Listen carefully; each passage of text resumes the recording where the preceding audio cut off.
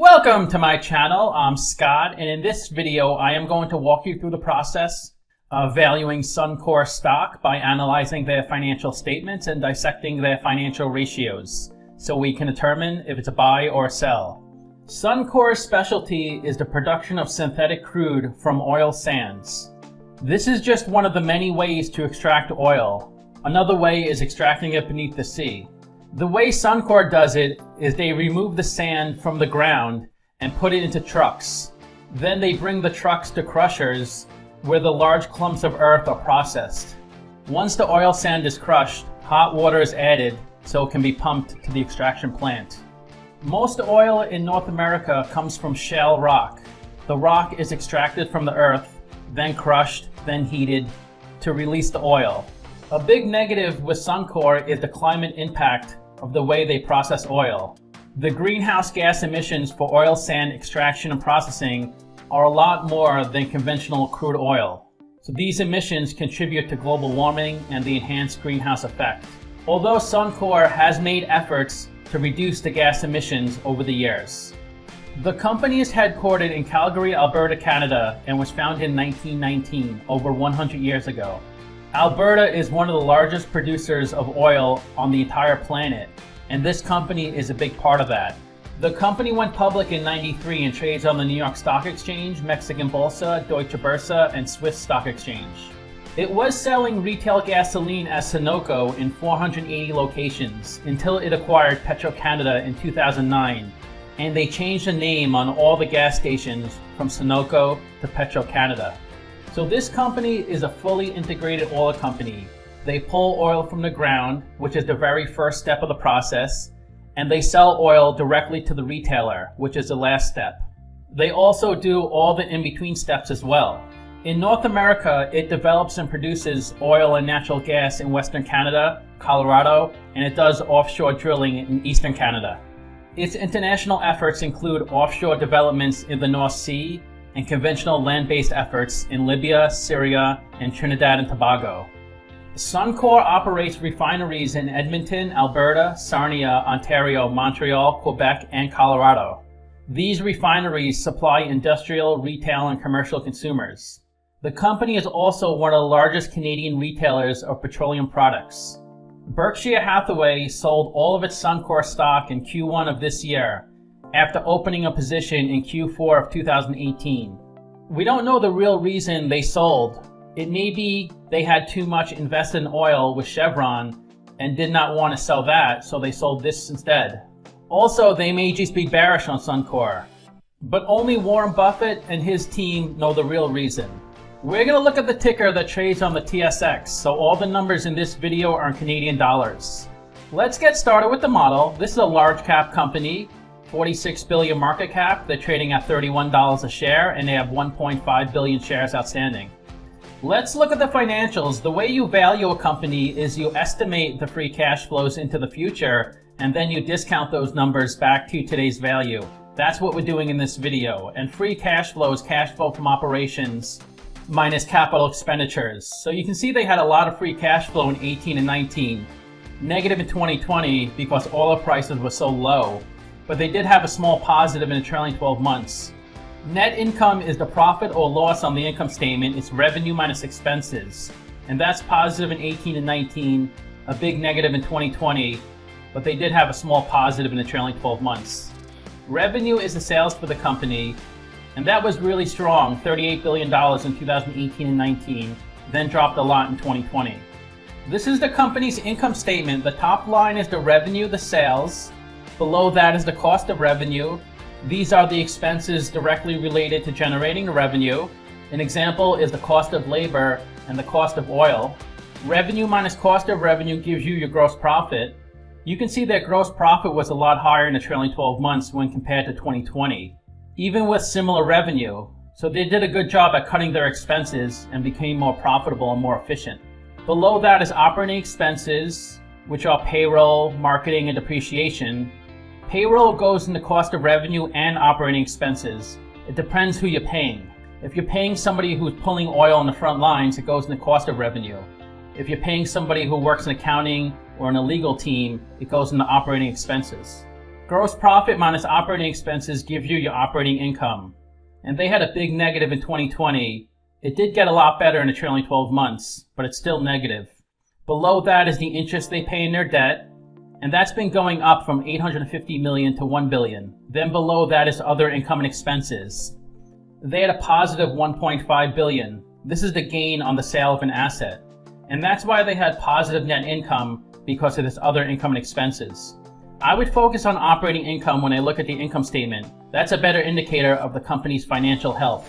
Net income can be skewed from other income and expenses. The revenue and profitability of an oil company is highly dependent on the price of oil. You can see in 2018, the price of oil was over $60. Then the last quarter, it dipped below 60. So probably average in the low 60s. So you can see they had $38 billion of revenue and they had profit. 2019, it straddled around $60. So they also had $38 billion of revenue and a good profit. In 2020, oil dipped below $20. It has been coming up, but it's probably averaging below $40 a barrel. And they had much lower revenue and had negative operating income. They could hedge against oil prices, but you could only do so much hedging. The success of this company is really dictated on oil prices. It does help that they're integrated and involved in lots of parts of the oil process, but it's really dependent on oil. So you can see the company says if oil is below $25 a barrel, they can just cover their operating costs. If it's $30 a barrel, they can cover a little more costs, but it's $35 a barrel is their break-even point, and they can cover their dividend. So you can see in 2020, it was below $35 for most of the time, so they couldn't make money. And in 2018 and 19, it was well above 35, so they were profitable. It looks like 2021 is going to be a good year, the way it's starting off. But you never know, oil prices could come back down. No one can predict these things. This is the company's statement of cash flows. The top line is operating cash flow. That's how much cash the company generates from its operational business. You could think of operating cash flow as net income converted to cash, because net income is your accounting profit and loss. It's not actual cash. So you can see they generate positive operating cash flow every year, over $10 billion in 18 and 19. The reason they have positive operating cash flow in 2020 with negative net income is because depreciation is such a large expense on their income statement. Depreciation brings down their net income, but it's a non-cash item, so it doesn't affect cash flow. That's why they were able to generate $2.7 billion of cash flow. Things are even better in the trailing 12 months, $3.6 billion. Then you have capital expenditures, which are investments in property, plant, and equipment. So it looks like they have to invest at least $3.5 billion in CapEx just to maintain their business. And in 2018 and 19, they invested more in CapEx, $5.5 billion. So they were probably trying to grow their business those years. Operating cash flow minus CapEx give you your free cash flow. And that's how much cash is remaining to pay a dividend, to pay down debt, to buy back stock, or to grow your business. And they had a lot of free cash flow remaining in 18 and 19. They were negative in 2020, and they had a small positive in the trailing 12 months. But they never issued debt. They just paid down debt. They paid down $186 million in 2018, $335 million in 2020, and $1.4 billion in the trailing 12 months. They also bought back a lot of stock. They bought back $3 billion in 18, $2.3 billion, and $300 million. When a company buys back stock, that decreases the shares outstanding, making your shares more valuable. The way you reward investors is you buy back stock or you pay a dividend. This company does both. Even though they had negative free cash flow, they were able to pay down debt and buy back stock. So it looks like they had a lot of cash on their balance sheet from prior years in order to do that. They also cut their dividend in 2020, and I know a lot of people don't want to get a dividend cut. But from a business point of view, I'd rather see them cut their dividend than go into more debt just to fund their dividend payments. Let's look at the capital structure. $36 billion of equity, $21 billion of debt. They're 64% equity, 36% debt. And their WACC, their weighted average cost of capital, which is a blend of the cost of equity and cost of debt, is 10.68%. And that's a discount rate we're going to apply to the future cash flows. We estimated 4 years of future free cash flows. We also estimated a terminal value, which is all cash flows past year 4, that's $68 billion. We discounted those numbers back to today's new weighted average cost of capital. We get a value of the company of $55 billion. We divide that by 1.5 billion shares. And we get a calculated stock price of $36. They're trading at $31, so they're trading at a 16% discount. It's a buy according to the model. I did a video on this company back in January when they were trading at $21 a share, and I valued the stock at $44. Now the stock is up to $31, and I brought down my value to $36. The main reason I brought down my value is because I didn't think they were going to raise their dividend this year. But I have a good feeling they're going to raise their dividend back to where it was. And that's going to affect their stock price, because every time a company pays a dividend, their stock price goes down an equivalent amount they pay out. So if a company paid 5% in dividends in a year, their stock price would have increased 5% more if they hadn't paid out that dividend. Plus, I was trying to be a little more conservative with the future free cash flows. So that's why my valuation came out a little lower, but I'm still bullish on this stock. Simply Wall Street values the company at $40 a share, so they're saying it's a little more undervalued than me. 11 analysts priced this stock, and the average price target was 29. The low was 23, the high was 33. This is the stock price since it started trading. So you can see it peaked at about $70 a share back in 2007. Then the global recession hit and the stock price really crashed. It came up a little bit over the years. Then last March was the big drop here. It came down to $14 a share. It has more than doubled since the bottom. So it would have been good if you purchased the stock at the crash. Then again, it would have been good if you purchased a lot of stocks at the crash, but we didn't know when the bottom was. This is a stock price the last year. It started at about $24 a share, and then it dropped down to about $15, $16 a share. But now with the increase of oil prices, this stock is doing really well, up to $31. They cut their dividend last year to conserve cash from 47 cents to 21 cents. They pay a 2.7% dividend yield. To calculate that, you can multiply the last dividend payment by 4, take that number, that's 84 cents, and divide by the stock price. The payout ratio is really skewed because it has such low net income. Same thing with the free cash flow payout ratio. But if we look at these numbers at the end of the year, I'm sure they're going to look much better. Their industry pays a 4.2% dividend, so they're lower than that. Analysts are forecasting their dividend to grow to 3.3% in the next 3 years. And this stock is pretty volatile, a beta of 2, so the stock moves 2 times the market. The stock has gone up 22% in the past 52 weeks, while the S&P 500 went up 36%. So you would have been better off investing in the S&P than this company. The 52-week low was 14, the high was 31, and the stock is trading above its 50-day and 200-day moving average. About 8 to 10 million shares are traded each day, and all the shares outstanding are on float. When a share is on float, that means it's available for investors like me and you to purchase. Institutions are bullish on this stock. They own 72%, and only 1% of the shares are shorted. In the past year, this stock has gone up 26% if you include dividends. That's much worse than its industry and the market.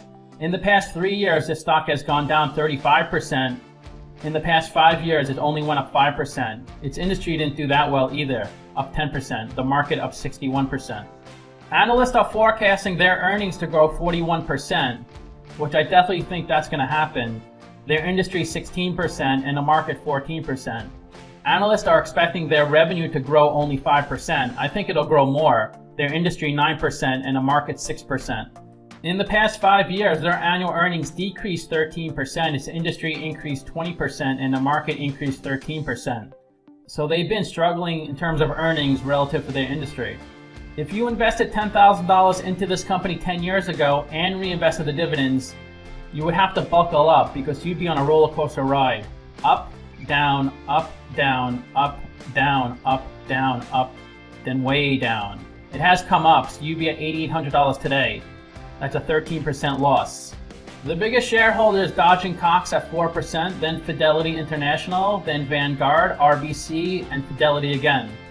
Let's look at their financial ratios. The average PE in the market's 32, the median is 22. PE is stock price over earnings per share. To calculate earnings per share, that's net income over shares outstanding. They have a really bad PE ratio because they have such small net income relative to their market cap. They do have a good price to sales at 1.8 and a good price to book at 1.3. They have negative operating income, so they have negative ROIC, negative interest coverage ratio, and a really small ROE. They can cover their current liabilities with their current assets, and their current assets are $1.8 billion of cash, $4 billion of receivables, and $3.9 billion of inventory. The company does seem to be undercapitalized. They had $227 million of free cash flow, $814 million of working capital, and they pay out $1.3 billion of dividend payments. So they're short $227 million. But I don't think they're going to be short this year because I think their free cash flow is going to be a lot higher in 2021 than it was in the trailing 12 months. The best way to look at ratios to compare them to companies in the same industry. I've done videos of 8 companies in the same industry as Suncor, and if Suncor has number in red, they're worse than the average. If they have a number in blue, they're better than the average. So they're red in pretty much every category except ROE. So they're not much worse than price to sales, price to book, and current ratio. But this industry has been really struggling the past year. So I think if you're a big company, you should get through the pandemic. But if you're a small company, you might get pushed aside and forced into bankruptcy. So to summarize, I have them trading at a 16% discount. But a big thing you need to focus on is the price of oil and the demand of oil. Some people say oil demand is going to go down and possibly go away due to all the green initiatives. But if you look at the past 10 years, oil has only gone up. Of course, it has come down in 2020 because hardly anybody traveled and less people were driving. But from 2010 to 2019, oil has climbed little by little. In more developed countries, oil is pretty flat because they're trying to use more green initiatives. But in less developed countries, oil has increased. So oil is not going away. We're too dependent on it as a society. There's way too much infrastructure built around oil and way too many products that we use that depend on oil. Maybe in a couple hundred years, they can get rid of it. But for now, there's no chance. So I think this company is a good long-term hold, and I'm pretty confident they're going to raise their dividend this year. If not this year, then next year. I rank their free cash flows 3 out of 10, their revenue 5 out of 10, and their ratio 3 out of 10. So let me know what you think. Give this video a like, subscribe, or comment below. Also, if you'd like to get a custom valuation or just support the channel, you can become a member by clicking on the link in the description below. Thanks for watching.